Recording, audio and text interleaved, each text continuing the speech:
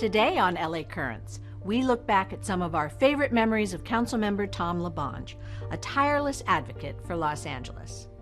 Next up, we sit down with Lieutenant Kelly Munoz to discuss the SMART teams that are now first co-responders to 911 mental health crisis calls. We begin today with our resident medical expert, RN Joanne O'Brien. We look back at a year of dealing with the pandemic and where we go from here.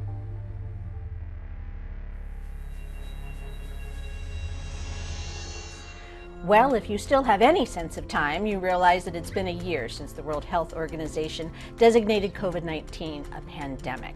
A lot has happened in this last year, but we still have a ways to move forward. Fortunately, we have some great experts to help us along that way, including Joanne O'Brien from LA's Medical Services. So nice to have you here. Thank you for having me.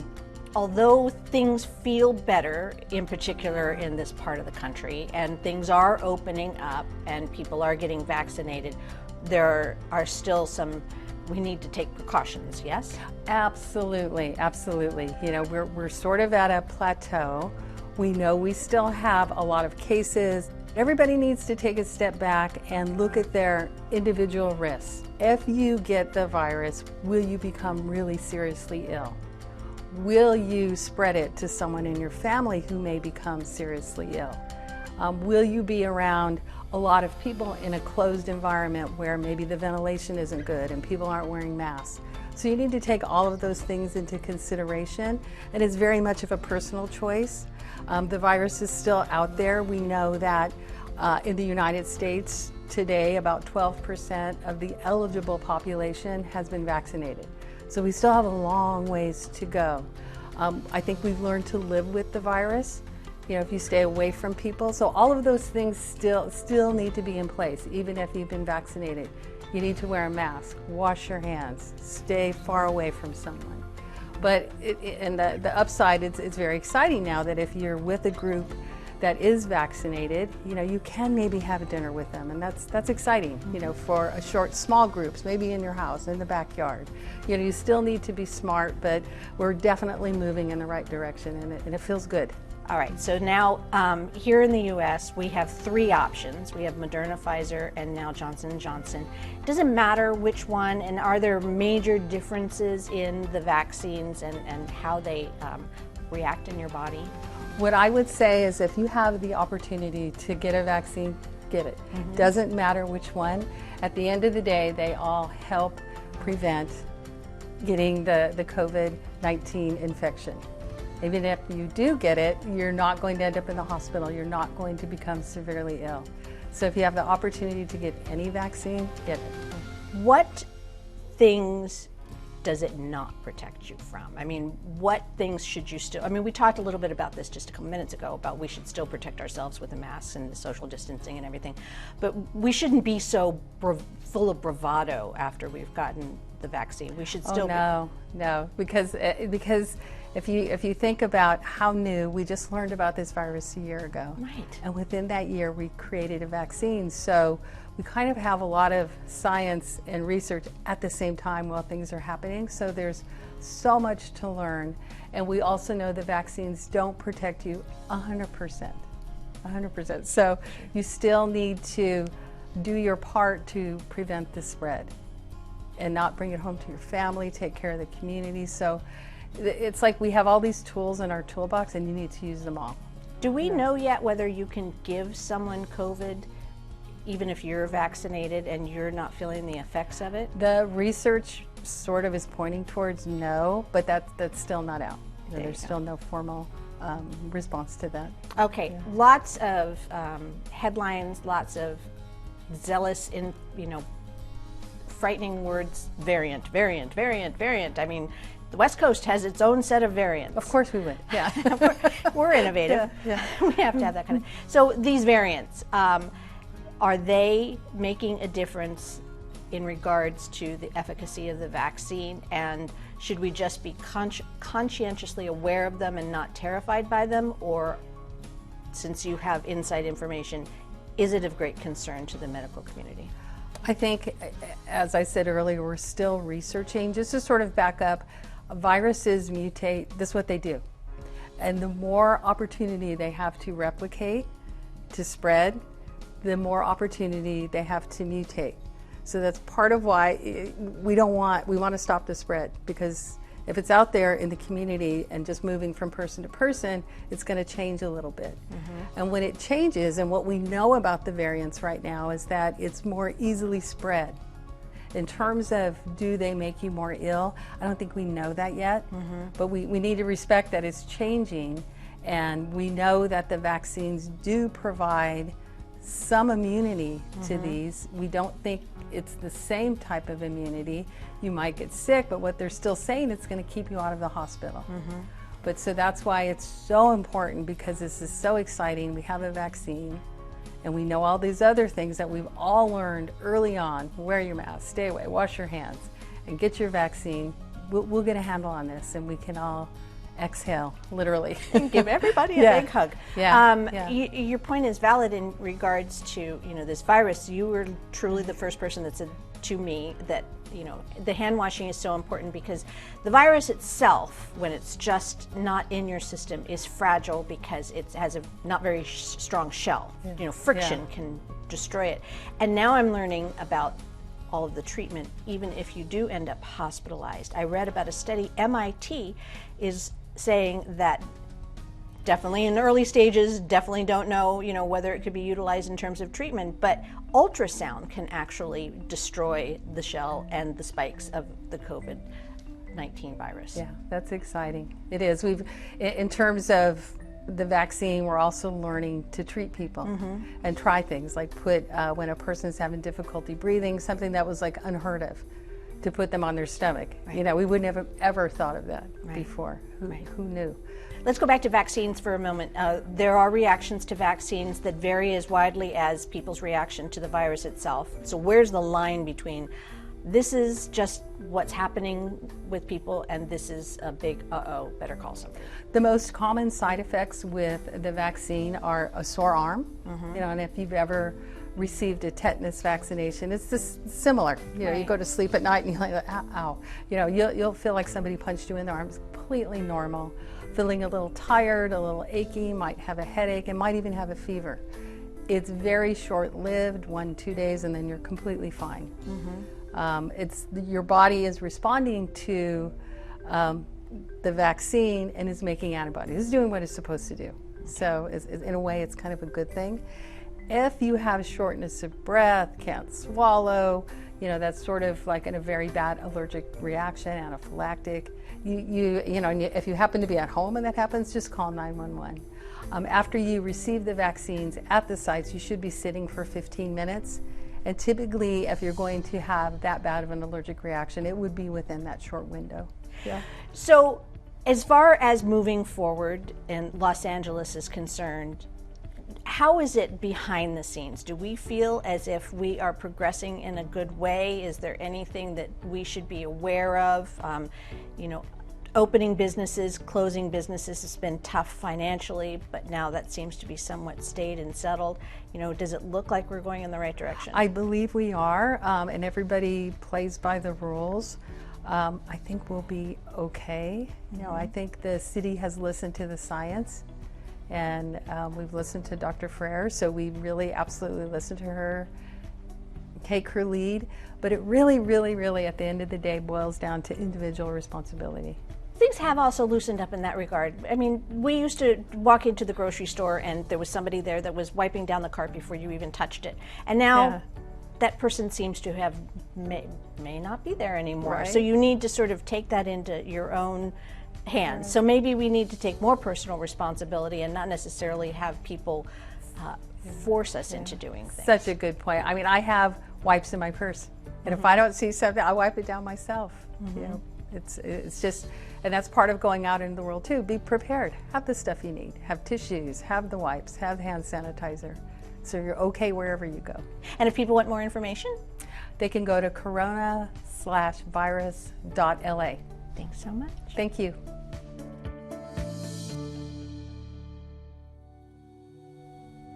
He was known as Mr. Los Angeles. Former Councilmember Tom LaBonge, who recently passed away, left an indelible mark on anyone he met. we take a look at some of the many moments Channel 35 captured of Mr. LaBonge as a way to return the love and commitment that he gave so many Angelenos.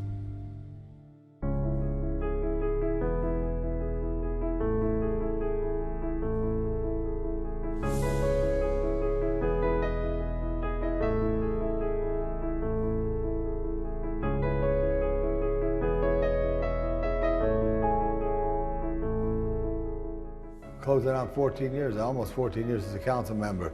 So over the course of time, I've collected a lot of things. That's a great gift. That's me in my hiking clothes and walking up to the observatory. That's a gift from somebody, which was so special. Here in our conference room, we got a lot of stuff. Great old picture of City Hall, and the Olympics are very important. That's a great map that I got designed. And over here, this is a nice tribute for street lighting. All the history of street lighting right in there, which I'm going to try to send to the library department, because the library department is our greatest resource where the public could come in and see things. Okay, this is something very special. Wow. Not too many of these exist in the city. Bronson Special, you got it. Bronson Special. Wow. Wow. It's got a cord. Oh, wow. It has an LED lamp in it, so this is for you. Bronson Avenue in my district between 5th and 6th has the oldest street lamps. Wow. And it's a 29th district, Chief Warden. And Joan Pickett here, who's the president of the Wilshire, come here. You know Bronson Avenue. She's from the community. So this is the people who we work for, which is so special. And her husband, come on in, Wiley. Come on in here right here. You could, he's an electrician. I'm honored by this. This is pretty special. Thank you so much. Water and power to give you free lifetime electricity. Photographs that I took or other. This was a great poster here. And this is Gary Cooper at high noon, if you get a good shot of that. And this is in the movement, the great solidarity movement in Poland. Notice instead of a gun, which he has a ballot. This is a great poster, one of my favorite posters that I've collected over the course of time.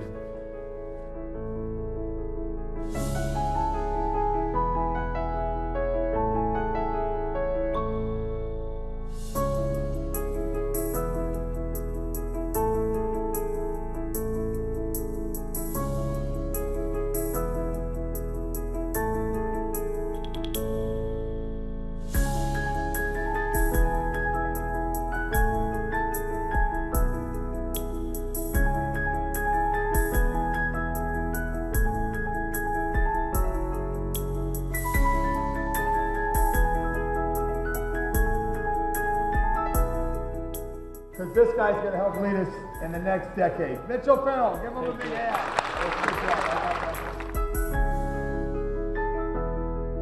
We're here this morning to celebrate another advancement our Department of Transportation has done. He's in his last 5 months as a city council member, but has just done an extraordinary job promoting our city, promoting LA. He's finally gotten over his shyness. Please welcome the one and only Tom LaBonge. Mr. Mayor, get up here, Mr. O'Farrell. Mr. Mayor and Mr. O'Farrell, I have a message here. This is why I wrote the song. Signed, Randy Newman, I love LA.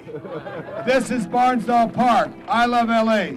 And what's so important is this spot in Ann Barnsdall and created this spot right here. And there is a wonderful observatory which will celebrate its 80th anniversary on May 14th. You're all welcome to come up Vermont Avenue. And there's a wonderful Hollywood sign.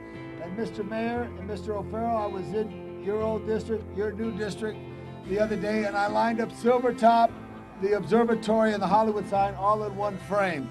This is a tremendous place for all of us as we stand here on top of Barnsdall. And to get it back is what's so special. 2, 3, yeah!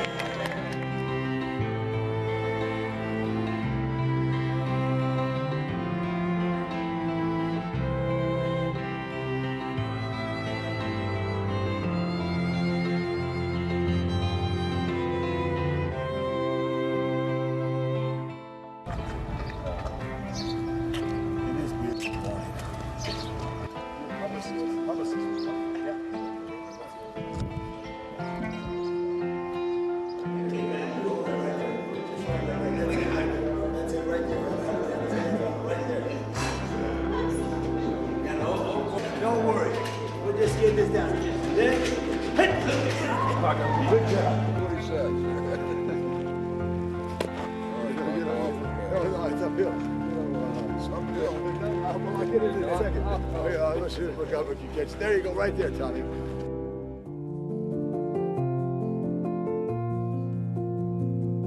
The City of Los Angeles, in its efforts to recognize great citizens, often picks locations where community gathers, where one maybe at a red light will stop and look at the name and be reflective of who that person is. All of us, every day, remember those who went before us. I thank the City of Los Angeles and the mayor and the council for developing this program, because I do believe it affects people. As I, in my career, when I came from here, I read plaques and I read signs. And so this will further the cause and the memory of your father. May it always be remembered. Joseph Anthony Gatto.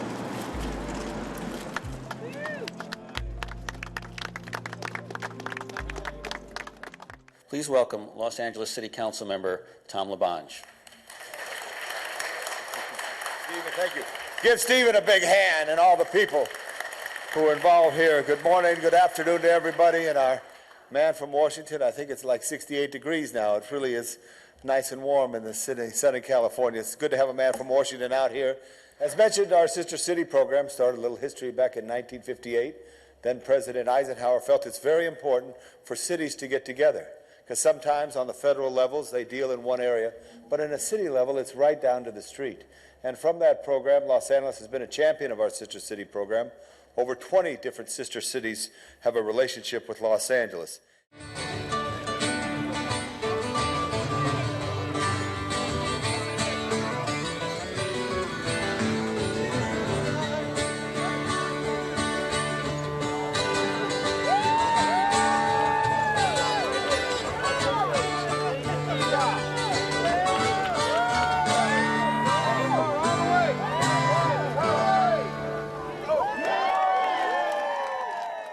Welcome to Griffith Park, the largest urban park in the United States, over 4,212 acres. Hello, I'm Councilman Tom LaBonge, and so much is going on in the park, I just can't wait to tell you. So let's jump in the car and see what's happening in your Griffith Park.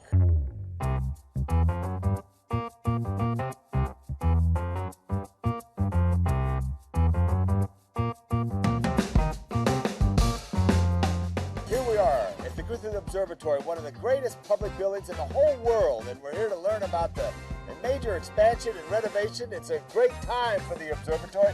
Under construction. Here we are with Dr. Krupp.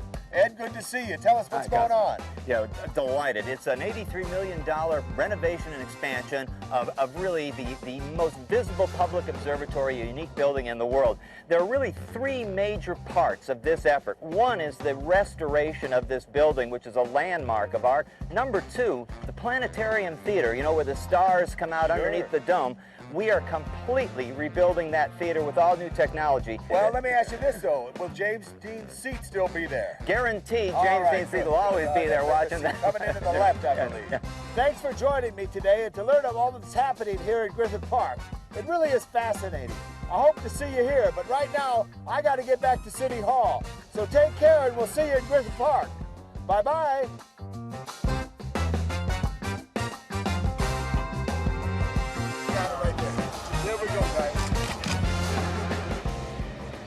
All right, this is Tom LaBonge from Council District 4 signing off to Channel 35, but I hope to come back on a rerun.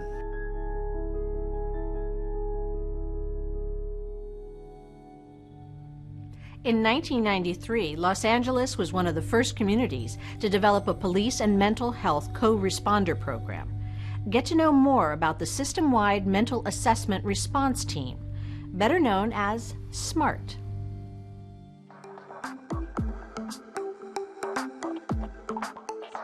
Well, the reasons for 911 calls vary wildly, from emergencies that have a medical nature, crime, some sort of accident, but the one thing that is universal, getting the right people to the scene, can make all of the difference. So I'm delighted to be joined today by Lieutenant Kelly Munoz. She's the Acting Commanding Officer of Detective Support and Vice Division. So nice to have you here. Thank you, it's nice to be here. Well, we're going to talk about things that are smart. Smart, I mean system-wide mental assessment response teams. Acronym SMART. What does that mean? What are they? So SMART is a program that was implemented by the Los Angeles Police Department in 1993, and it pairs a DMH clinician, Department of Mental Health clinician, with a Los Angeles police officer, and they respond to mental health calls. As you can imagine, over the years since 1993, it's had several evolutions to include a much broader expansion that occurred in 2015 to as early as February 8th, where we rolled out a model where we're responding more quickly to calls that involve mental health. So originally, they were sort of the second team to go out, but now it's a co-first response, correct? Correct. It's a policy change and a change in the model. Before February 8th, we would wait for patrol to neutralize the situation, and then we would rely on patrol to call us. Where now, dispatch is now going to send us directly to the call to respond with the patrol unit at the same time. Because I imagine, especially when you think about a mentally ill individual who is acting out and having all of this police activity land on them with lights and sirens and things like that, I can imagine that would escalate a scenario pretty rapidly. Would this help in that, so that the team, the SMART team that's going out, would understand that kind of thing? Yes. So another piece of the mental evaluation unit is our training cadre. Right. And the department has trained over 4,000 officers in patrol in our mental health intervention training. It's a 40-hour course. It's really unlike any other in the state. So it's an excellent course, but it's 1 week. So officers should have some general knowledge on mental health, sure. So to speak. But the difference with SMART is they're doing these calls every day, all day, every day. So there's a level of expertise that comes with a SMART team arriving to a call. Mental health can be very complex, and we ask a lot of our patrol officers, so having this additional resource, it helps the whole situation from the patrol officers to the community. But with the evolution of SMART, the amount of SMART team calls has actually really increased very rapidly. Yes, we recently just did an analysis of a 10-day period from February 8th through February 18th for the same time this last year, and we've handled 57 more calls in that same 10-day period than we did in 2020. So there is an increase in our response to calls, which is really the point of getting to these calls, getting there timely as we can. People are calling 911 to access mental health, and oftentimes it's families that are just at their wits' end. They have nothing else, and they're calling 911 because they have a family member that is violent, wants to kill themselves, and they don't know what else to do. And unfortunately, mental health still is very much stigmatized, and seeking mental health resources isn't always as easy as it should be. So getting the clinician out there, getting the officer out there, you're giving people hope that they can potentially get back to a manageable state in their household, because everyone deserves to have a safe place in their house. And when you have the chaos of that mental illness can bring, to have officers and clinicians go and give people that level of hope is is pretty impactful, at least to me. Yeah, you made me think about the flip side of that coin. It's not just the person that's in crisis, it's those that surround the person that are being affected so dramatically. So to have someone come in a smart team scenario, the smart team, then the clinician has a resource for the loved one standing by, that this is what you can do. This is the route you can take instead of just trying to manage this on your own. It's not just a one and done. There's additional resources for them. Exactly, and the National Alliance of Mental Illness is one of our partners as well, and connecting families to recognize certain behaviors before it's a crisis, and knowing different avenues that they can tap before it becomes a 911 call, and giving them those tools, because there's still generally not a lot of discussion about mental illness. What is it about this division that seems to be robust enough to take your attention? I think that it matters. I think that emotion often drives behavior, and we have a lot of, there's a lot of complexities to mental health and how it drives how we treat each other, from traffic to crime. There's all kinds of root causes that come back to mental health, and I just think it's a valuable component of our society as a whole, even outside of law enforcement. So to research it, to work with and for a unit that's been established for so long is quite an honor. And like I said, being on a national scale and being the leaders in this arena is a pretty nice place to be, and to work with people that are really have a heart for other people is again, this is what law enforcement is for, is to help people and help get them through whatever crisis is happening at the time. You have the distinction of wearing a very impressive badge. I do. This badge was bequeathed to you by someone who held a very prestigious position within the LAPD, who even, for lack of a better word, had a television show modeled against her. So, so your badge means a lot to you, and how did Lieutenant Kidder's relationship with you have this happen? I attended a function called the Legendary Ladies Luncheon. I think it was around 2015, and I happened to sit with Lieutenant Helen Kidder, and we became friends. Sometimes you meet people and you just are kindred spirits from the start, and it also brought to light for me where how far we have come as an organization.